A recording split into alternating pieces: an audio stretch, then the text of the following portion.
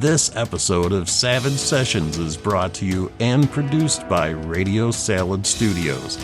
We are an actual play podcast dedicated to tabletop role-playing games of all shapes and sizes. So strap in, grab your dice, and let the epic journey begin. And without further ado, on with the show.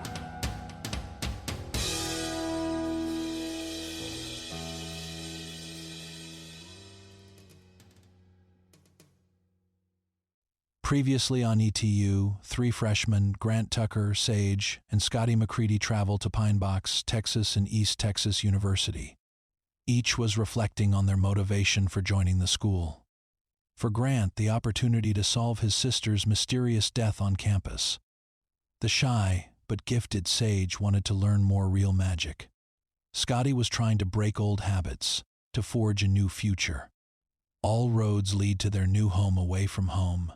The White Hall dormitory. Sage, Yeah.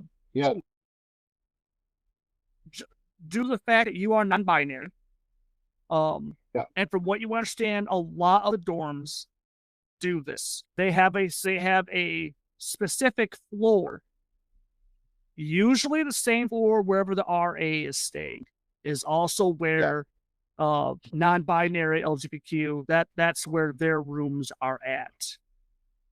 Yeah. So yours is on the first floor. Okay. Yeah. That's just how it is. Okay. Now, Greg Everett. Right.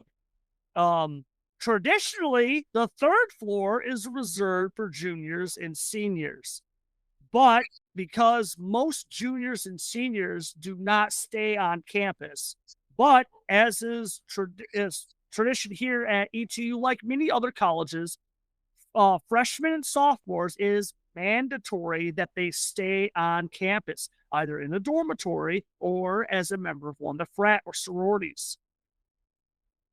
So you guys will have the choice, and I'll let you have this now. Are you guys on the first, second, or third floor? Because of my bad luck, I end up on the third. Nice.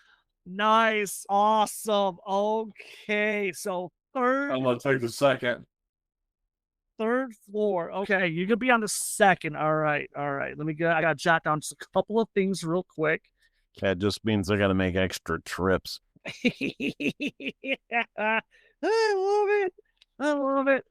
Okay, so Sage is on the first, right? Okay, Sage, you're in room 13. Yeah. Okay. 13. 13, just 13. Yeah. Yep. Okay. So Greg, you said that Scotty is on what floor? Second. Okay. All right. So room 211. Okay. And Everett, Grant, you said is on the third? Yeah. Okay. 301. 310 is where you'll be located. Now, this year there was a glitch, and it was explained early on that initially, when you guys were all accepted, both to the college and to your rooms, that you were given contact information for your roommate. About 3 weeks ago, you were informed that information was wrong, and that new contact information would be given to you at their earliest availability. You never received that information. So, congratulations, you're about to meet your roommates blind. Who would like to go first? Oh, I'm dying of curiosity. Here we go. Okay, fantastic. So yes, as you are hoofing all of your crap up to the third floor, bypassing the other freshmen, sophomores, and the unfortunate seniors or juniors. But predominantly from what you've been to catch on so far, a large majority of Whitehall is freshmen and sophomores. There's only a couple of juniors or seniors. And you've also gotten the hint that quite a few of these, the vibe is that this is not the dorm to be in. Like this is where low class reside. As you come to 310, and the door is ajar, and coming from the inside, there is a pungent smell coming from inside, and you can hear someone on the inside coughing. As you slide the door open, you are met with this individual. He is, well, there you go. Exactly as it is. A little cheese action going on there. Oh, Not. yeah. Jack Brown turns around, looks at you. What?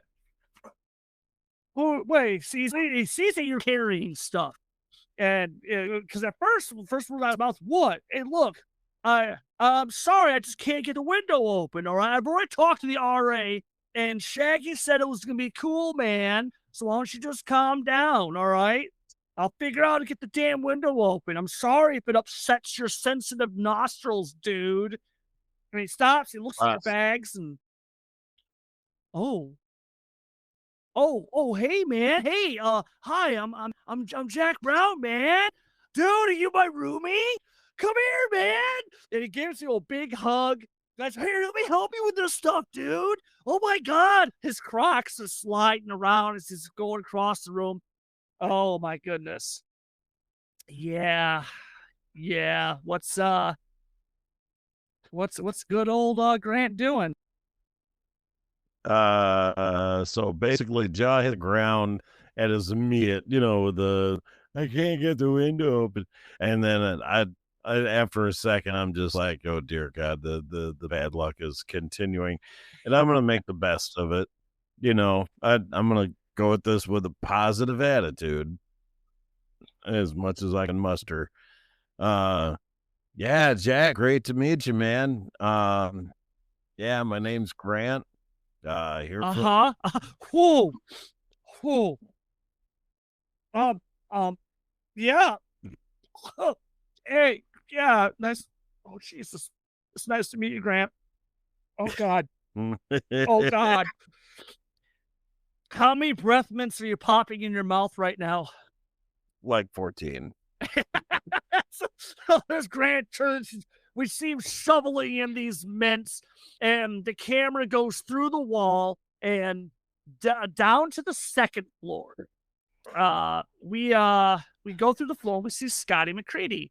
He's in front of his room, and as you try the door, and Whitehall doesn't exactly have the best in security. Like, you were given a key at the front with each of you were given a key and apologies. The RA Shaggy is busy when you guys were each given your key to your dorm. And it did take the young lady a little bit of time. Apparently, she explains she is Shaggy's assistant. She's in training. And Scotty, you try the key, and you go to open the door, and the door stops.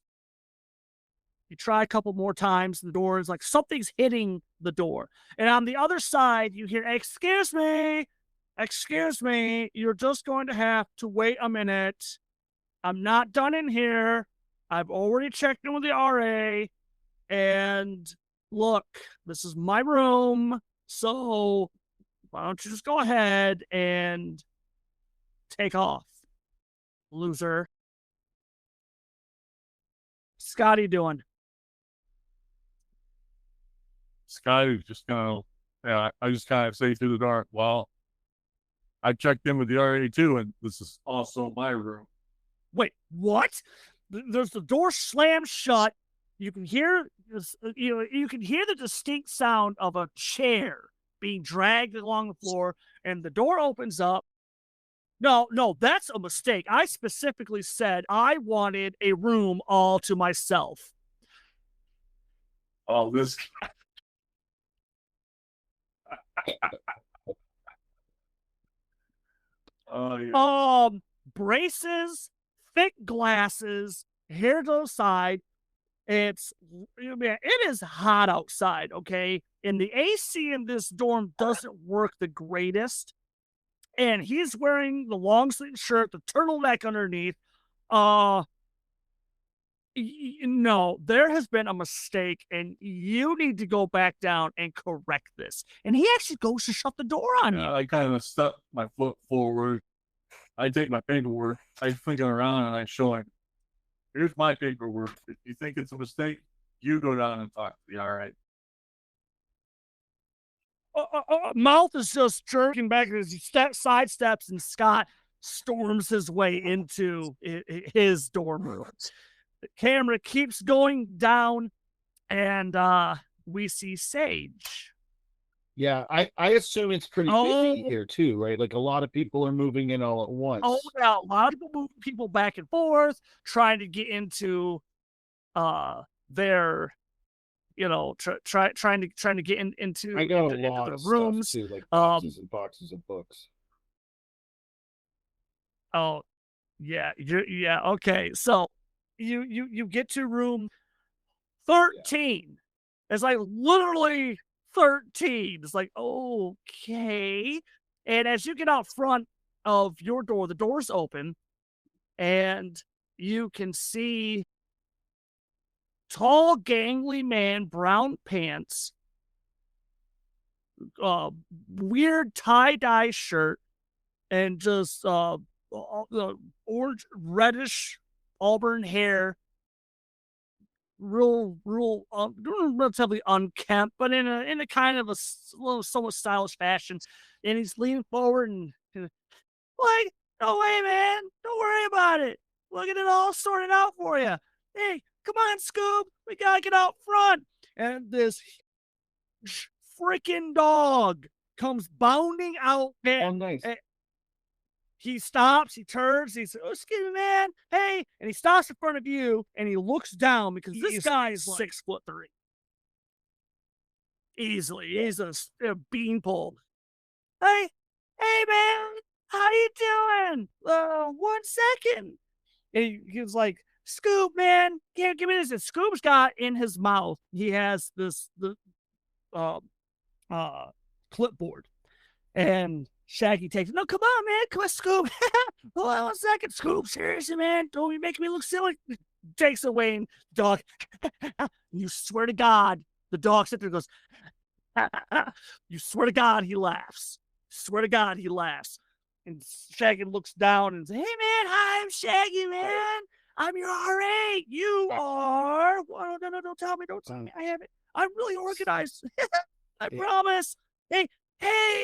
Sage, are you a hugger? I'm a hugger. Come here. Yeah. Oh, what the hell? Hey, Rowan. Hey, check it out, man. It's and the young lady leaning against the door frame. Glancing at you and looking at Shaggy.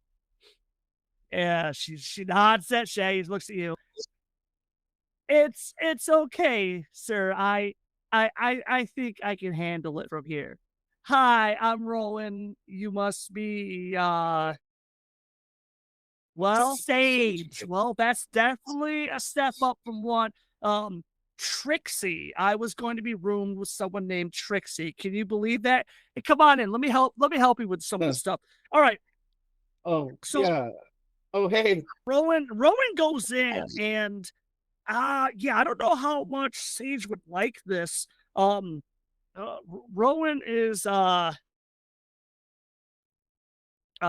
around and has already said, well, look, I hope you don't mind. Um but I haven't picked any rooms. I wanted to wait until my roomie got here and then we could discuss. Do you like tea? I like tea. Would you like some tea? Let's get some tea. Let's get some tea. And so Rowan goes over and Rowan is getting some stuff together and Rowan just starts going into her life story right there. And the cameras. I think I love it. I think that Sage would love it. And I'll tell you why, is that someone who is this introverted, that is this shy, I think would be thrilled with somebody who doesn't want them to do much talking. Okay. And all right. And would maybe, be drawn to somebody who could be that. Okay, so as the cameras watch the stage, it's a big smile, and she takes a seat, and I think she's finally, she feels pretty good about where she is. She likes. Okay, she's liking this. I think they're happy about where. That's fine. I know. You're doing great. It is. It really is. Yeah. So the scene shifts, and the three of you are all walking back into the building at the same time. Each of you carrying perhaps the last of your luggage. Because as James mentioned before, and it's the same scene throughout the whole campus is just a buzz between people trying to get in and out, especially now that the freshmen are here. And there's a lot, and the hazing has already started. You got some seniors or juniors driving around and catcalling and things like that, get chased off by security. And it's as the three of you are coming in, and again, and Shaggy is shaking his head, and he's talking to short, stocky. Well, not so much stocky. He's talking to a young man who's at the front of the building, and as you guys are coming up, you catch the tail end of this conversation with, "Hey man, you're not supposed to be doing this," and I really no. This time we're following the rules, man. We're not doing it. They're going to the sweat lodge, man. I'm gonna be pushing that hard this year. The other guy, he's got bushy hair, glasses, not like lean. Let's go lean, Sits back. Hey, you can't kid a kidder, Shaggy. I know better than this, all right? And I'm just telling you this right now. Lamba is not going to be cool with you having a party, all right? I mean, I get it. Roost, man. Screw that. But, man, I'm here, and you're going to let me in this time, right? And, we got big plans tonight. Big plans. Because, screw the sweat lodge. Hey, turds. Hey. Hi, guys. Hey. Name's Rick Annis, and I am a member of the Lamba fraternity, and we are having a party tonight. No. Hey, they're supposed to go to the sweat lodge, man. That's how this works. You know that. Faculty is really breathing down our necks. Look, I can't tell you to go. Hey, gang. Hold on 1 second. And let me show you Rick.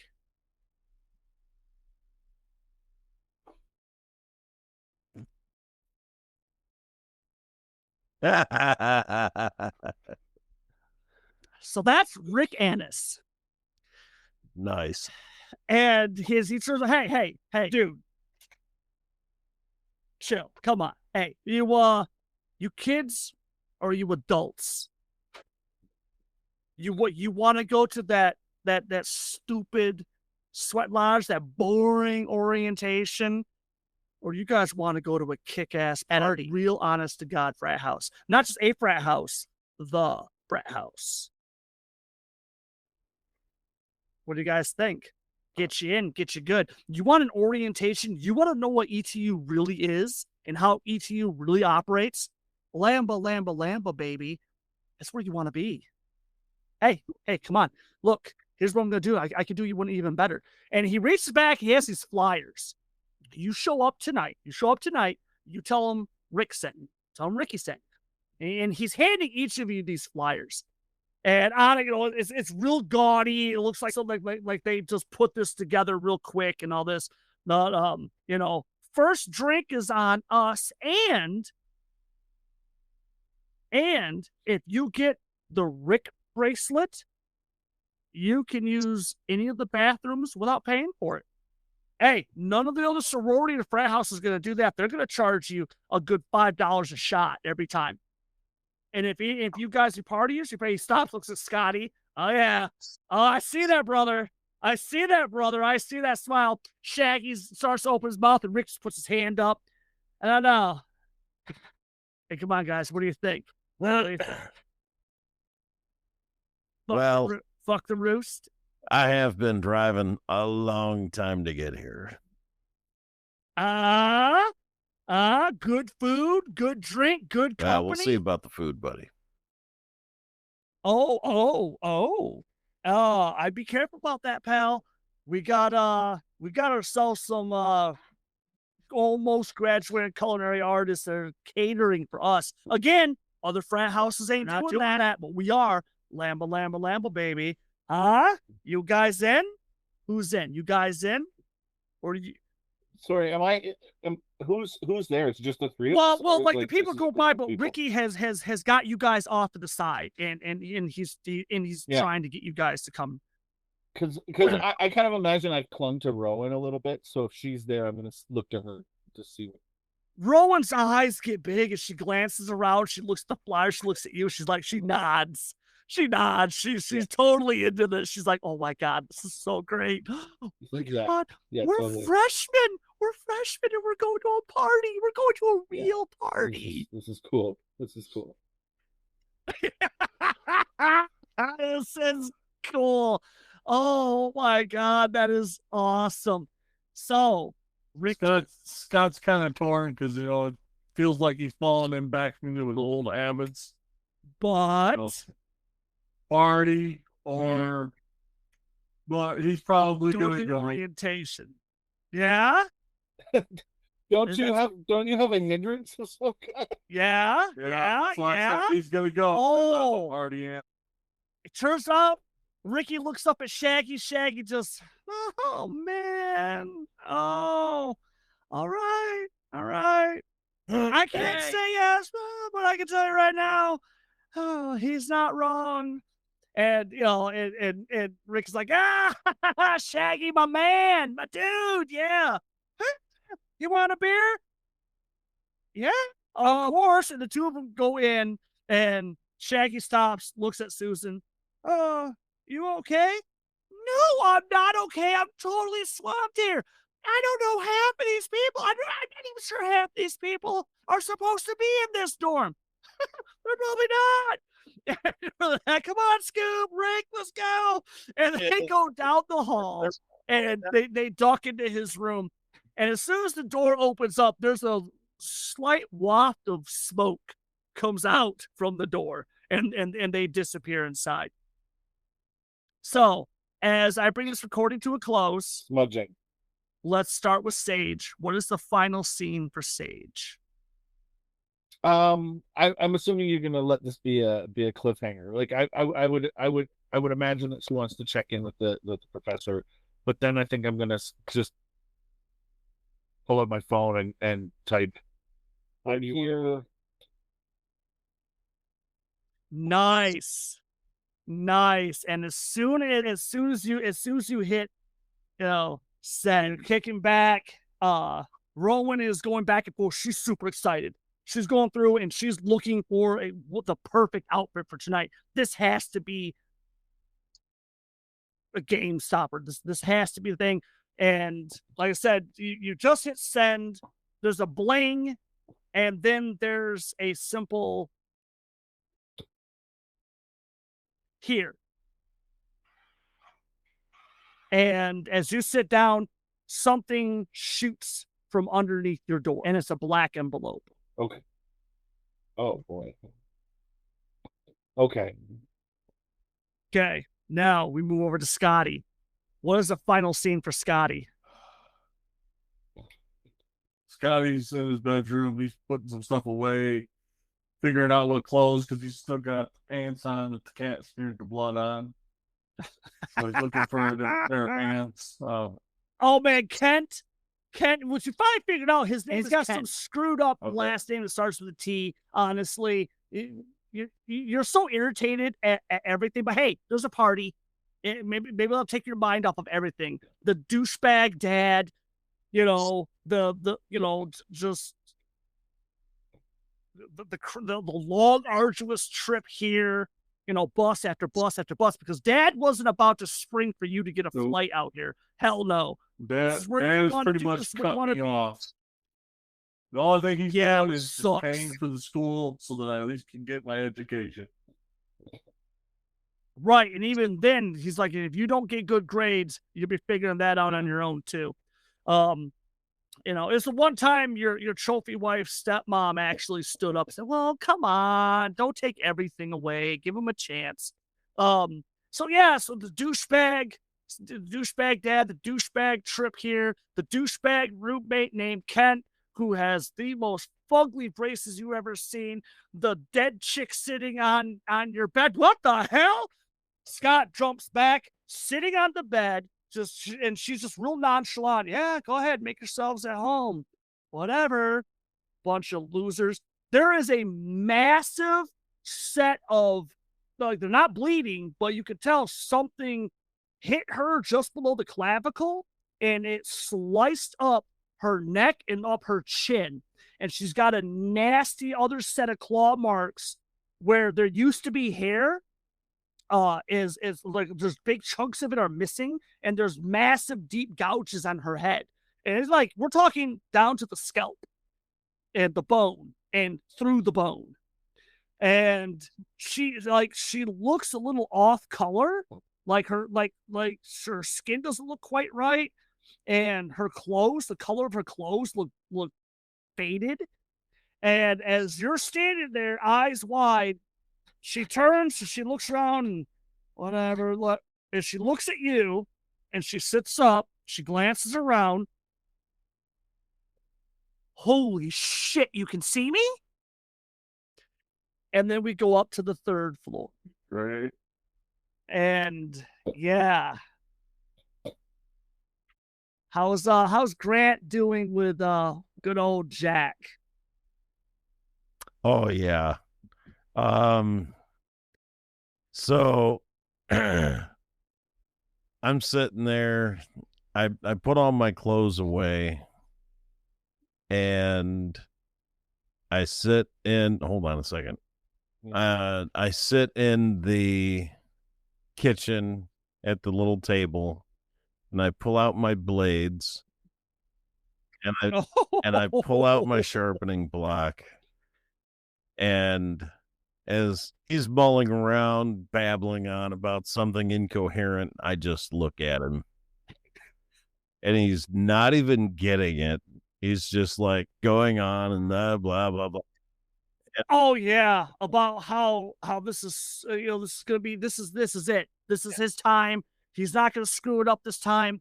And at the door, because again, Jack was the one who came in last, and he just didn't shut the door.